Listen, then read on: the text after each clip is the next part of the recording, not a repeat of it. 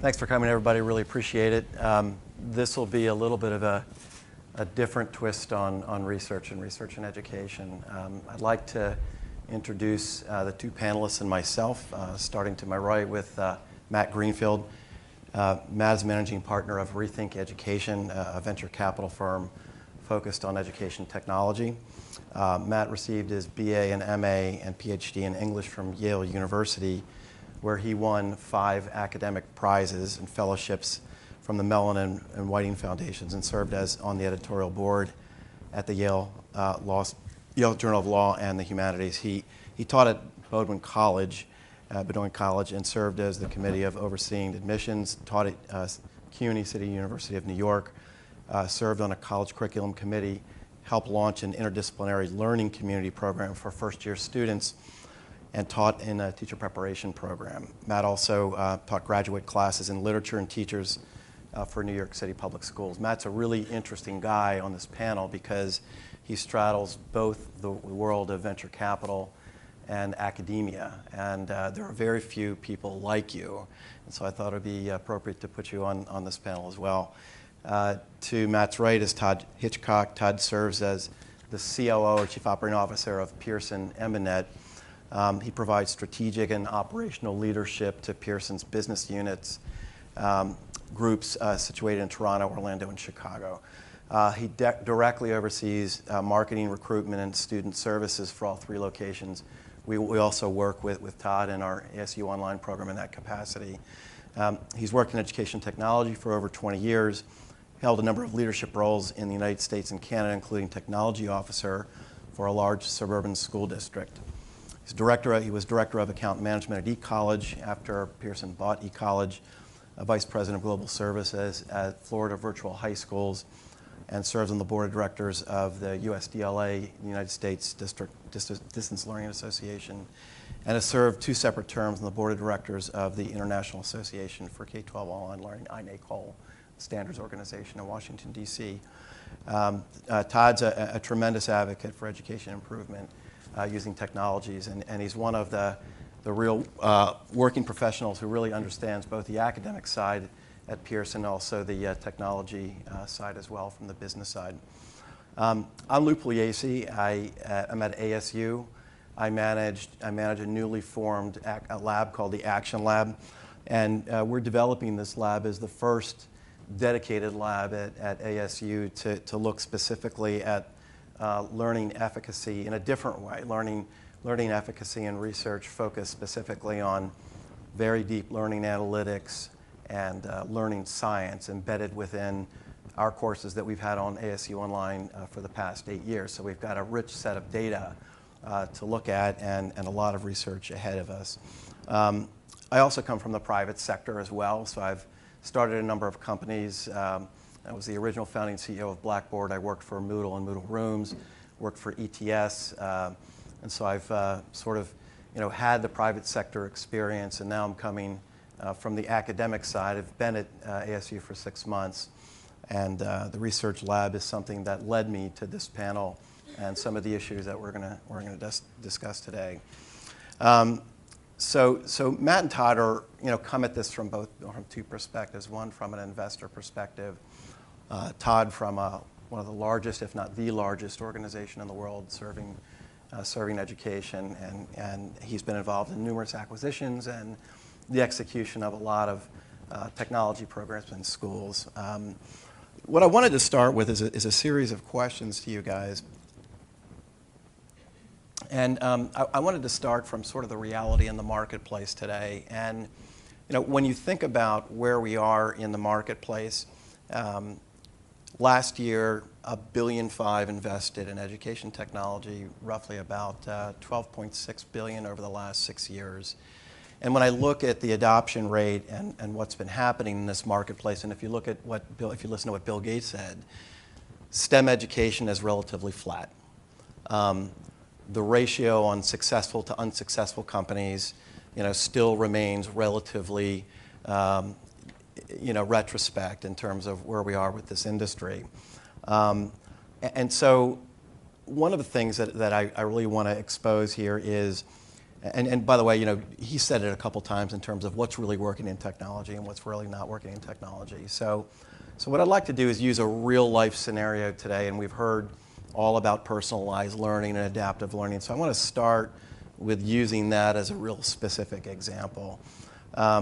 So 15 years ago, the private sector created the first generation of learning systems, learning management systems, and those businesses were shot out of a cannon, right? It was all about first mover market advantage. It was all about getting as much traction in real estate in the marketplace as you could, and we ended up in what we call in the industry a vendor lock situation. Once you start using enterprise technologies, you sort of can't get out of it, right? You can't. It's very difficult to shift. And it's very driven by sort of supply and demand. We're a supplier, right, from a private sector perspective. You're the buyer. We build it, you buy it, and pushing it down the marketing channel. And so with this, sort of sudden hype of adaptive learning, personalized learning, machine learning, whatever you want to call it, I think there's a lot of fear in institutions right now that this rapid commercialization is really the wrong way to foster innovation, is really the wrong way to introduce innovation into the marketplace. And I think the gap is widening. There's this gap between private and public sector, private sector and colleges, and we feel, now that I'm on the other side, we feel that it's widening. A bit funny to have me say that, right? But I think it's interesting because for the first time we have this really unique moment in time, right, where we're shifting from this first generation platform to the second generation platform, where data systems in the last 3 to 5 years has just advanced. The data science has moved 100x where we were, even 5 years ago. And, some of this data science, that it has a real potential to transform people's lives, I think, in terms of how we educate people and how we track learners. And so the complexity of what we're dealing with in these types of systems in terms of the learning science that goes around it, how it's applied in a classroom situation, what types of technologies use the data, how it creates predictive value. These are all research topics in institutions. They have been for years. And so there still is this sort of gap and this fear around, what's the private sector doing in terms of the learning science? Do they really know what we're doing, and can they really comprehend what's happening in a classroom? And yet they're building these systems, and at the same time, research institutions are saying, we've got it all here. We've got the data here. We understand the learning science. So what I wanted you guys to spend a few minutes on is, how do we engage the resources on the demand side, to benefit the public or the private sector, and how do we mitigate risk? So I'll start with you, Matt. Wow. By the way, how many of you are academics? Very interesting. Half and half. And what brought you here? So you were serious people. You said academics, Researchers, yeah. Okay. So it's quite possible that I'm the least qualified person in the room to answer any of these questions. I think that we all want to see smart demand for ed tech products that work. And there are a couple of problems. One is that smart demand is not something that a single institution can provide unilaterally. Really, you need a functioning ecosystem that includes higher education, the legislature, the governor, and K-12 education. And I think you have that in Utah to some extent, which is why there is so much education innovation coming from Utah. That's one reason, anyway. And then on the other side, the capital markets side of the equation, the reason, I don't want to go off on a long rant here, but the reason why I am a venture capitalist who invests in education companies is basically the same reason a lot of my favorite entrepreneurs got into it, because I was an angel investor in the sector, as my partner Rick was. We were doing quite well. But we saw a problem, which is that there was a deep mismatch between what we thought was valuable educationally and what was viable financially and what the venture capital industry liked. And the root of that is the venture capital industry, not everyone. Do we have any other venture capitalists in here? Okay. Yeah, many. So the fact that you're here probably means that this does not apply to you. But most venture capitalists prefer direct-to-consumer solutions. They think of them as more scalable, potentially faster growing, and just inherently more interesting and fun, because they have a certain contempt for academic institutions, both colleges and K-12 school districts. Yep. And that is why I'm a venture capitalist, because I pointed to the problem, I tried to explain it to venture capitalists, and they would not fucking listen. And so finally I had to go do it for myself, which is how my favorite entrepreneurs also got into their businesses, because there was a problem that they had a deep understanding of. Really, I think the key business skill here is empathy, right? To understand who the professor or the student or the teacher or the administrator is, what their day is really like, so that you're not pushing something on them that should be a tiny little feature of a larger platform, or something that has 10 alternatives out there in the market already. And ideally something that is solving a problem that is not yet being solved, right? I think building another learning management system company right now would not qualify. Agreed. And you know, I'd be much more interested in someone who was rethinking the category in some way. Yep, absolutely. So thanks for the question. You know, you said a couple words, Lou. One was expose, and I'm trying to think what the other one was. So I was digesting that, and what I think is interesting is when we think of the use of research in ed tech, I go back to the motive. What's the motive in actually citing research and using research? And I'll share with you. I think you might be the second least qualified, probably the least qualified. I'm not a researcher. I couldn't even play one on television. But instead, I have a lot of people. I did a lot of research into Elizabethan literature. Oh, well, there you go. Exactly. Yeah. You win. But I think, you know, for the perspective, you need help with that. Yeah, the perspective I have is really as an educator, spending time in government, spending time in a .com, and now spending time in a large learning organization. And so the perspective that I've found, the lens that we look at, or that I look at and our teams look at, is very different than my past careers. And I look at the motive that we have. We tend to have a very kind of long-term goal and objective, very different than when I was in the .com space. Yep. And we tend to think of different, and you know, I may get shot for saying this, but we don't really think of scientific research in the sense, or for the reason that it's more theoretical. Yeah. And what we tend to do at Pearson and with our teams is take much more of an evidence-based approach. What is proven? So there's two aspects to this, I think. They take an evidence-based approach. What is proven? And that's really part of our efficacy framework, which I'm happy to talk about. But that's a really important kernel in what we have. The second part of it is how do we then build on that and then take an action-based approach? What's simple? What's repeatable? What can we evaluate? What can we then use to iterate? And so once we've evaluated, how can we iterate? And then constantly iterate. And that goes for our product design, product development, service design, service development. So we're always continually iterating on the solution. Now, to your point, I think back to the other part of this is that we can't do this alone. You know, we can do part of it when it comes to the evidence-based piece. You know, we can take academic scholarship. We can look at retention, and we can look at Tinto's theory of retention and Gaza and Hunker, and we can apply those practices. And we can look at, you know, Bloom's taxonomy and Gagne's 9 events and Keller's arc model of motivation, and we can apply that. So we can apply the academic scholarship. And then we can work on building something, and then we can focus on usability testing in one of our usability labs, where we actually bring small samples of students in, eye tracking software, neurological engagement. We can do all those types of things.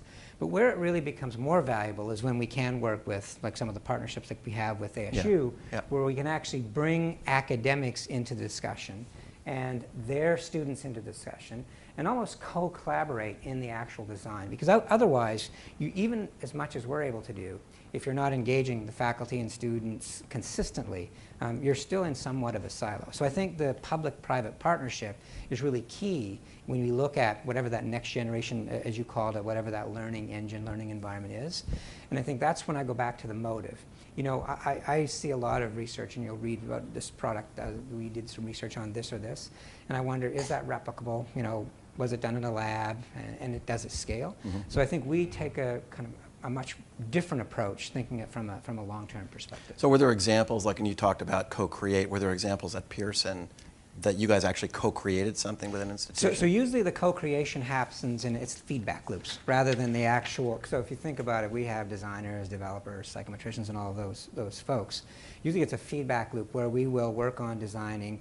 We start usually by bringing someone into the usability lab, then we take it out into the field.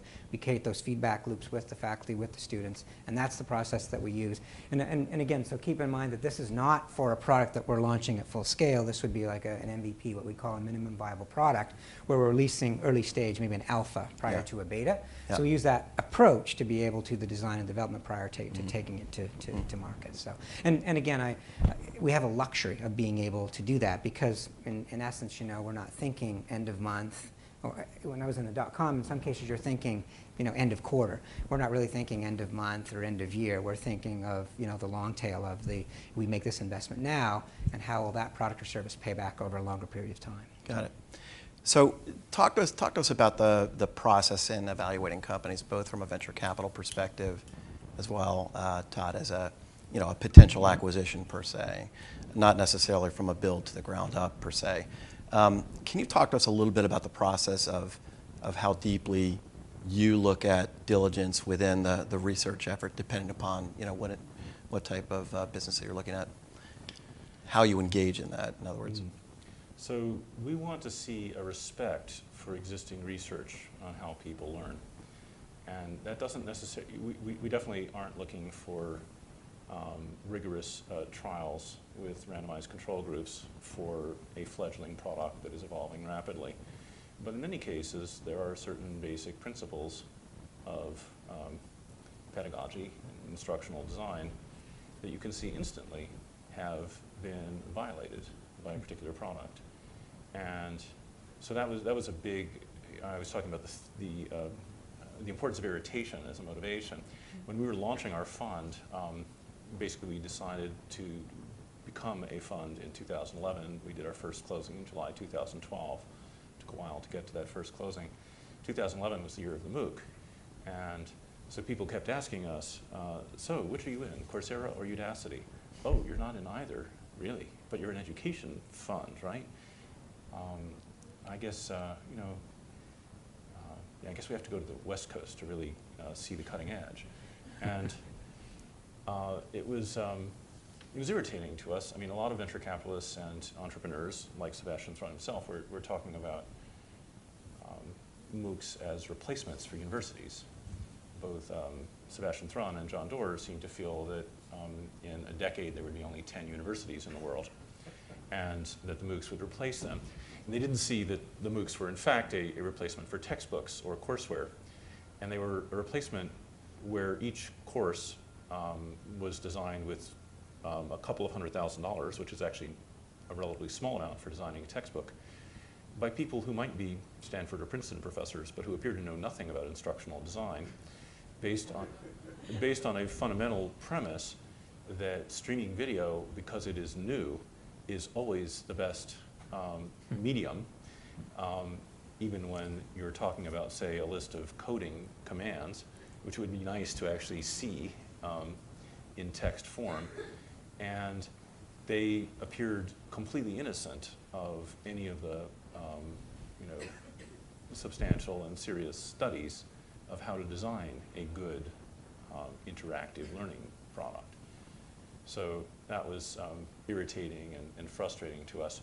And you also said something about the question of whether there's a bubble. You mentioned the 1.5 or 2.9 billion, depending on which figure you look at, of money that's gone into education. And yes, it's a lot of money. A lot of that was a small number of late-stage deals. Or follow-ons. A certain number of favorites. Most of the companies that I like that are doing things that actually make sense are not in the big money-raising category. There are a few exceptions, like 2U, which did raise quite a lot of money en route to its IPO. But a lot of the things that have been most popular with Silicon Valley, A and B and C round venture capitalists made no sense. There was a lot of momentum, a lot of enthusiasm. Many of them didn't have any revenues at all. Yeah. But we're hoping to get some revenues in the future, maybe through parents, although that seems completely politically infeasible. Yeah. And meanwhile, we were looking at companies, we liked companies that had solid go-to-market strategies and business models, products that were actually useful to someone. Many of them things that most venture capitalists regard as just too boring or too small. And so there was no bubble there. It's a tale of two cities, to coin a phrase. Yeah. I think it's interesting, when Bill Gates was speaking at lunch, something kind of hit me when he said, and I'm going to paraphrase this, he said something defective. And we see a lot of innovative, smart companies that are doing some very interesting and cool things. And then he said, then they get acquired and they go into sales mode, is what he said. And I thought, well, that's kind of fascinating. Because, you see that when an acquisition is made, is all of a sudden, they've got to earn their spurs, or they've got to now live up to whatever the expectation was leading up to the acquisition, which, again, was that gassed up or pumped up. So I think as the way that we would look at that, when you ask that question around an acquisition, the first thing is absolutely what you were talking about with regard to, does the business model work, does it fit? And does it scale? So if it can pass that stage gate, Pearson has, which you may or may not have seen, something called the efficacy framework. And I'll break this down into something very basic. You can look at it and read all about it, but essentially it's 4 fundamental questions. And the first question, and they're all essentially stage gates, what are you trying to achieve? What are your objectives? So first of all, you have to prove that. And by the way, this is not just for acquisition. Yeah. This is for any of us as business leaders. When we want to launch a new initiative, we have to prove this. And of course, I'm simplifying this, but what is your objective and what do you hope to achieve? That's the first question. The second question is do you have a plan, and why should we believe you? So do you have a plan? Can you do it? Or is it pie in the sky? The third one is, what evidence do you have to be able to prove that you can actually execute on that plan and it will be feasible? And part of that is back to the academic research that the evidence-based research that we mentioned. And the fourth one is, do you have the capacity, and does the partner or the customer have the capacity? And that's a big one, especially when you start to think about looking at an acquisition, and depending on the size, do you have to go in and rewrite the entire code base? Will this fit? Or what needs to be done there? So when we go back to the capacity one. So if you think of that as that efficacy framework as 4 stage gates, that has become an important part of, and Pearson hasn't made an acquisition in a year probably, but that had become an important part. And as we start to look at companies, different teams that are looking at each one of those areas come in and really study those very closely. That's been in place for a number of years now, but I think what it results in is a much more rigorous approach, and most likely us saying probably no thank you if it doesn't pass any one of those stage gates far more often than if you wouldn't have had that very rigorous process where you're just looking to add incremental revenue per se. Got it.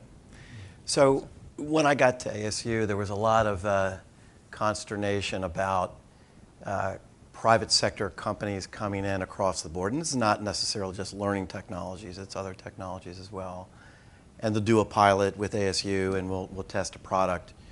And then, a week later you'll see a press release that went out about, some piece of research that the company did, right, and then went back and raised a bunch of money, presumably, on the backbone of what higher education is doing with private sector companies in terms of piloting programs. Is that true? I mean, is that real? I mean, from your perspective, is it? Well, you guys are the supplier of capital. Is that real? Well, Arizona State is a very visible innovator, and people do want the name. They may or may not all want a genuine collaboration.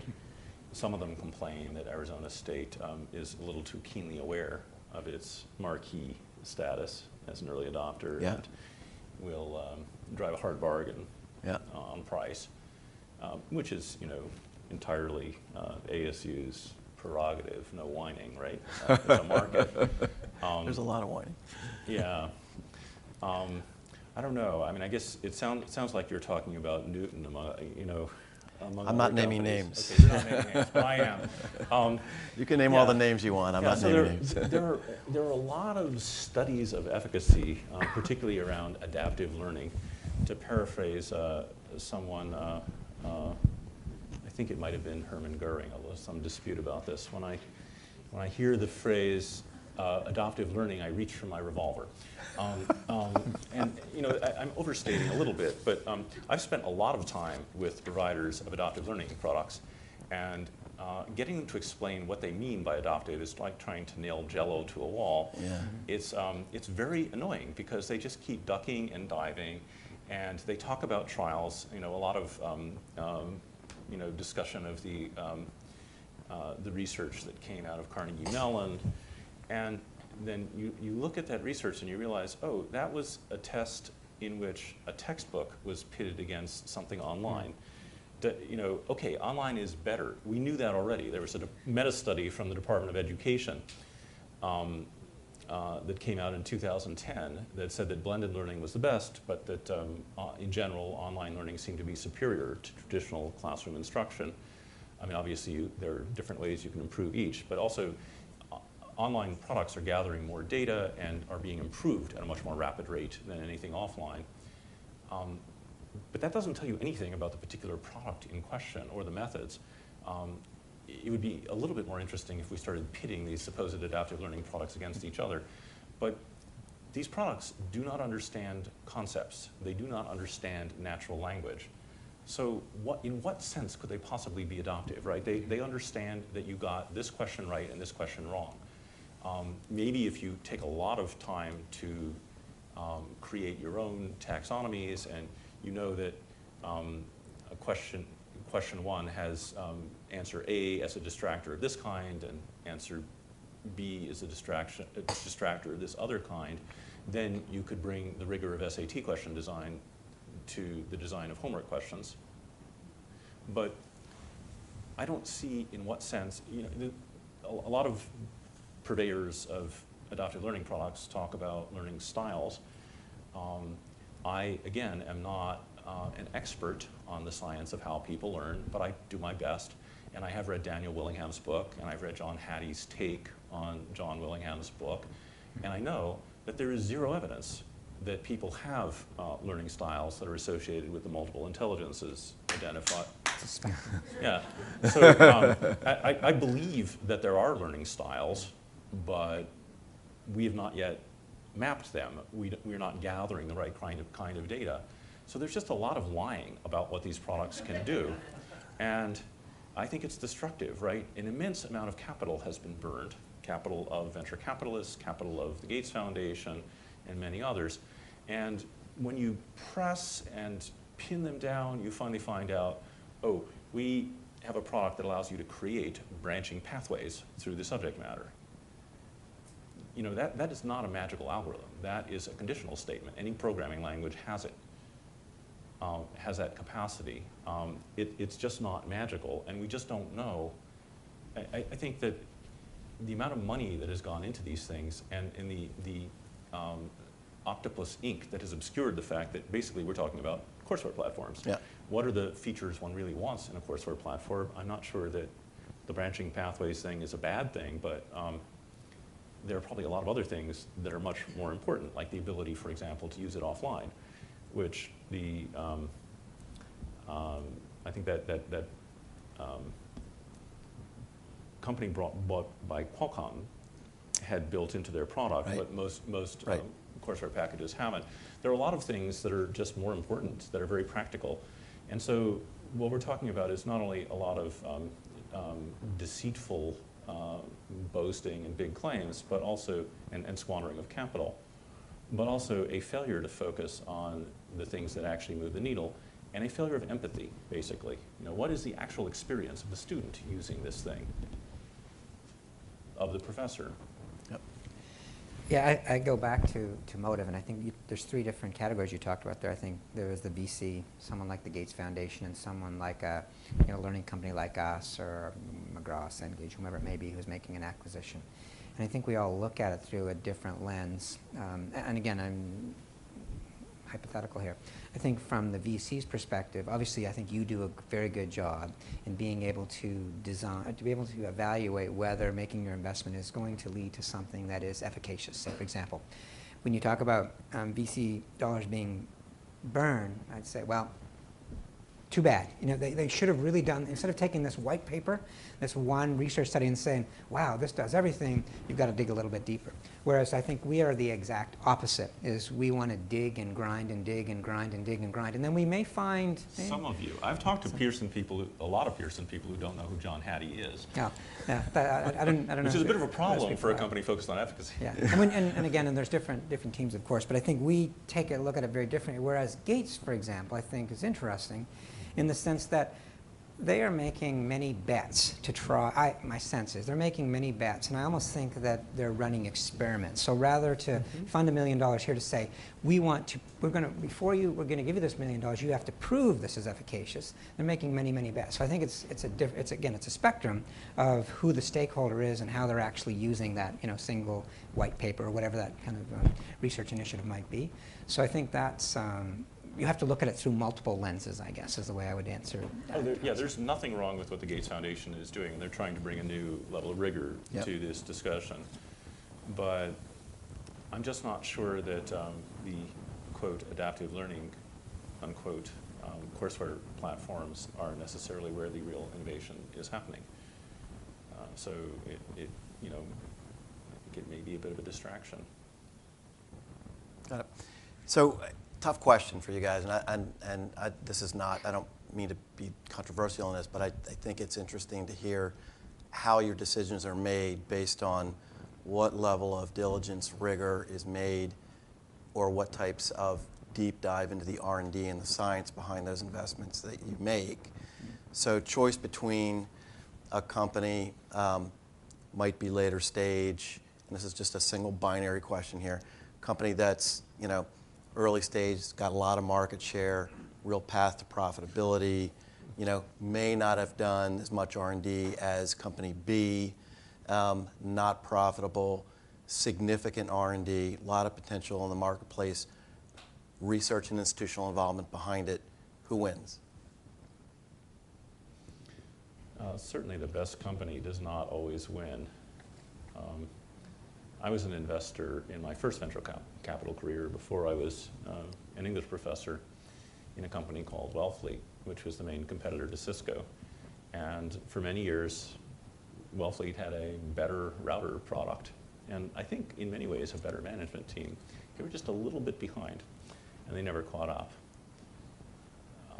Yeah, there's a lot of smoke in the market. However, I think that it is immensely foolish and risky not to think about efficacy and social impact in the education space, because it will catch up to you eventually, right? The data will out, and there is a real intolerance in the long run for deceitfulness and false claims. It's a good question, and you know, I'd like to say it's both, but I do, you know, so I'm going to be somewhat contra to, you know, talking about the evidence-based approach, because I obviously think that is critical. But I also think you have to look at, again, it's not binary. You have to look at it through multiple lenses. So when I think about, if you're looking at a company, initiative, whatever it might be, even building a new technology internally, there's almost three lenses you have to look at. The first one might be some emerging practices. This is emerging, but do we know yet whether or not it's going to be effective? So let's put a few chips there. Then we move down to promising practices. Well, these things we've seen to be effective here, here, and here, but we can't quite prove it yet. And then third is the evidence-based approach. So I think when you're making that decision, you can't always go just to the left or the right. Yeah. You have to actually look at, and I use those three as just to frame that. And if you can find enough evidence in those three practices to be able to give you confidence that, yes, they're on the absolute right track, then I think that actually helps. I will say that if you were to come upon something that you found that, yeah, this thing looks like a rocket, and all of a sudden you find, but there's nothing, there's no there, that's a pretty clear indicator that rocket is probably going to, land in the ocean and not hit the pad when you try to land it. So. Right. So I can give you a couple of specific examples. That was my next question, Yeah. whether you give me examples. Okay, I'm not going to name this company, because for all I know, the CEO is in the audience, but I don't think so. Yeah, it was growing quite nicely, profitable, had raised relatively little capital to get to a fairly substantial scale, had a high degree of predictability. There were just two little problems. One was that universities and publishers were convinced that their IP was being misappropriated. Mm-hmm. And two was that the main use case for one of the company's services was cheating. It didn't seem to bother many other venture capitalists, including some who more or less specialize in education. Right. It bothered us. We don't want to encourage the worst tendencies of the current system, the focus on grades as opposed to knowledge. But we also think that that company, it's doubling in size every year. It's a great company in financial terms until it's not, right? It's a company that could easily be a zero. It could also be something of a career ender for anyone associated with it. So I don't think there's usually all that much of a conflict between doing the right thing and doing the thing that makes investment sense. Cool. So sort of going back to one of the original questions I asked in terms of the fear that's in the marketplace, and so, and I want you guys to carefully think about this, is colleges are out there, universities are out there sort of looking obviously for lots of research money.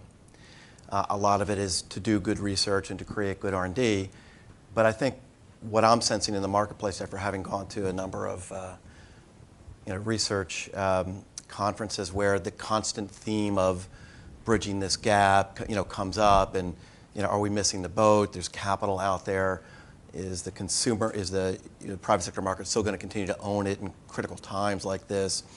And so you see institutions out raising a lot of money. It's almost like the race to go get money to get ahead of the marketplace on the research before the private sector gets ahead of the marketplace and imposes something on us, right? But on the flip side, you've got folks like yourself, Todd, you're looking for acquisitions all the time. You're looking for viable companies, to invest in. Is there, some sort of new model that bridges those two idealistic ends of the spectrum? The two entities do, universities do a completely different kind of research than startups do. Startups can't really afford to do fundamental research. They're applied technology. I occasionally have to remind myself as a venture capitalist to pay any attention at all to the actual cutting edge of technology. Does anyone here know about the field of quantum biology, for example? That is some pretty wacky stuff. The idea that there are quantum mechanical effects in the transfer of substances across cell membranes, and possibly some involvement of quantum effects in consciousness itself. Apparently, bird navigation relies on quantum effects. Or robotics, carbon, single molecule sheets, graphene. There's all sorts of, I guess that's not a single molecule exactly, but anyway, there is some crazy stuff going on out there, and a lot of it seems irrelevant to ed tech and to venture capital in general much of the time. Quantum computing. How many of you saw that Scientific American article about quantum encryption? If you develop a quantum computer that has just 2,000 quantum bits, you can basically simultaneously explore 2 to the 2,000th possibilities at the same time, thus invalidating any form of encryption that we currently use. Think about the implications of that for a second. Now, apparently there are some encryption techniques that involve quantum mechanics that might be able to counter that decoding power. But there are these larger technical advances. we sometimes talk about how there aren't enough STEM people out there, but science seems to be increasing at a very scary pace in a number of fields. Universities do that. EdTech companies don't. Don't do it, no, of course. So, you know, I'm going to go back and I think I'll take it through a little bit different lens. And you asked if there's a different model for how either an acquisition is made or how you might partner. I think is the way I was kind of the framing lens that I'm going to look at this through. And I actually don't know. And the one that I think the work that Pearson is doing with ASU is there's a kernel there. There's something. Is there an ability to be able to co-create with academia in this public-private type of partnership? And there's so many risks involved when you think about it. What's the average tenure of a college or university president? How much ability does the college or university president have the ability to be able to impact change inside the institution? And I think, you know, ASU is quite unique in that, not only in, you know, Dr. Crow and Dr. Crow's vision, but also the people that he brings around him to do some of these things.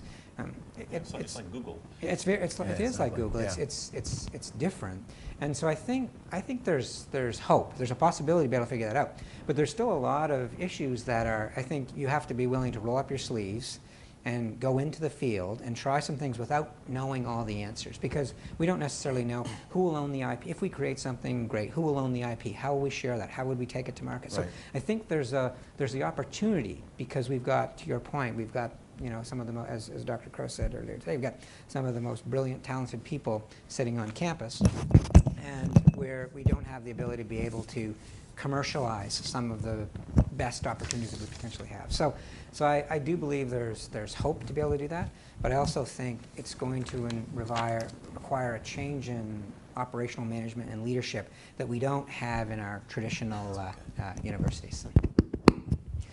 Lou, you know, throwing one back on the moderator. There we go. What's your sense? I mean, you've come from you've seen it from a couple different lenses now. Yeah. Is it fair to ask you that question? Because I know, you know, having your role at Blackboard, Moodle Rooms, and seeing many different things, it'd be interesting to have your take on it. Yeah, I think it depends on, you know, sort of what the circumstances are, where are we in the market, what the typical product or opportunity is in the marketplace, you know, and the impact it could have. So for instance, you know, we'll use the worn out example of adaptive learning.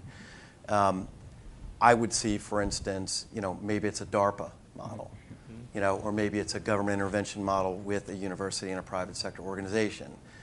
In that particular case, I think there are certain things that warrant that type of new model. There's others that warrant the traditional model in terms of early stage businesses.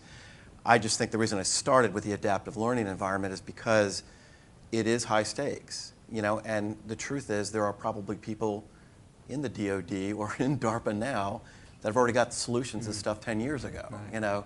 So I think if we use that as a model and we look at, for instance, black swan moments like we're in today, certainly it would warrant a new model. And certainly I think as an industry, both private sector and public sector, we'd be willing to want to go after that, you know, and you know, sort of step back from, you know, the profit motivation and step back from institutions being incestuous about wanting to own things, you know, and figure out a way. Is there a, I don't know exactly the answer, but maybe it's that kind of model. So that makes sense. Yeah, what kind of IP is really defensible? You know, most software patents probably shouldn't be issued.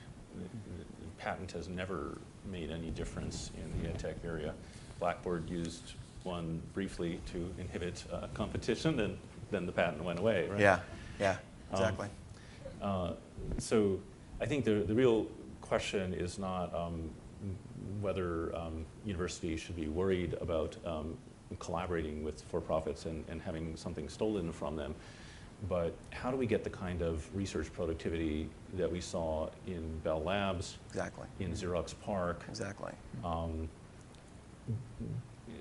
Bell Labs produced most of modern technology, starting with the integrated circuit. DARPA was also very important. And if you look at things like simulation technology, it does in fact start with military and aerospace applications and then trickles down from there.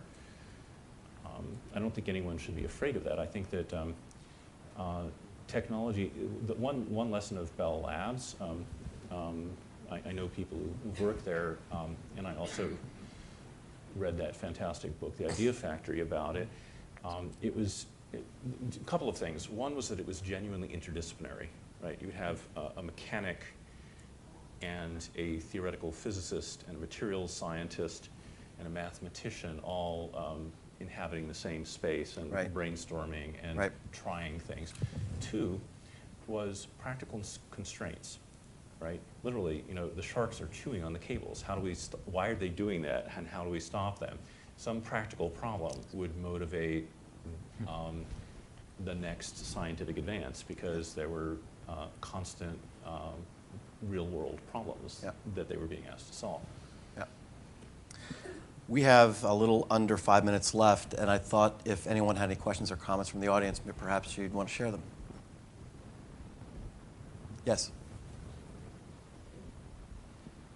I've heard people make the DARPA argument again, DARPA argument for this also, but that's not necessarily that practical one. I've heard people make that DARPA argument before. Maybe we need sort of a big government investment in this kind of learning research. But short of, since that's not necessarily on the table for the next year or two, we have this example right here, right now, of ASU working closely with Pearson. I'm wondering if one of you could just talk a little bit about what have you found? How has the product improved by having this kind of a collab iterative process? What's come out of that? Well, I'll start, and Todd, maybe you can comment too. I think what was unique about the Pearson relationship, in addition to just creating and helping to launch and support the ASU online environment, is that Pearson went one step further and said, you know what, it's probably not enough just to support you guys. Let's put some money on it. We'll both put some money on the table, create this lab that I'm now spinning up, and let's really understand what we're creating together. You know, and so I think that sort of inspired a different kind of relationship that looked at what does the long term look like based on what we've done in the past with ASU Online, and what do we need to be doing differently, and how can Pearson help us continue to improve. Yeah, and I'll just add to that, and that's exactly right. And it's the way we are looking at this, is that we're looking at the what can we achieve together over the long term. You know, it's not, if you planted a little flower and every day you pull it up to see how the weeds are doing, you're never going to get anywhere. So we need to think about this from the long-term perspective as you know, Lou builds out the A-Lab, and start to look at prioritizing initiatives. What really is a priority for ASU? What is a priority for Pearson? How can we cross-pollinate? What are the other resources that we have that we may be able to bring to bear? So I think it's going to be a longer term. The impact is going to be over the longer term, rather than, you know, expecting payback in 6 months or 12 months. Because really, that's not what the plan is about. It's really how do we cross-collaborate and cross-pollinate to be able to come up with maybe what the next big idea is. Well, I think that comes from the leadership, though, perspective. What's unique about ASU is obviously Michael Crow has a huge appreciation for these types of relationships and is able to foster those relationships. And, you know, frankly, I don't know if you have any comments on this, Matt, but I'd love to see different ways that university administration get closer to the venture market. You know, to get close to the market, to understand, you know, how investments are made, how R&D can, you know, take a stake in the creation and co-creation of products and services. So. Yeah, I mean, both charter schools and universities probably shouldn't be trying to develop products on their own without collaboration from the private sector. I mean, I think Koali is a fascinating experiment. What has been spent on it, $100 million? Yeah. You know, I would imagine that a company backed by me could probably have done more for less. I could be wrong about that, but I see it all the time with charter schools. They're entrepreneurial. They are impatient. They decide that their needs are unique and no one else could meet them, and then they develop their own technology. Eva Moskowitz has spent north of $30 million building her own student information system. Is that really a good use of the capital that she raises? Right. And what could the private sector have done for her if she had subcontracted? Exactly. I think we are just out of time. I want to thank you guys for joining me today. It was really great. You provided some great information, inspiring discussion, and thanks again. We'll look forward to working with you guys in the future. Yeah, thank you. Thank you.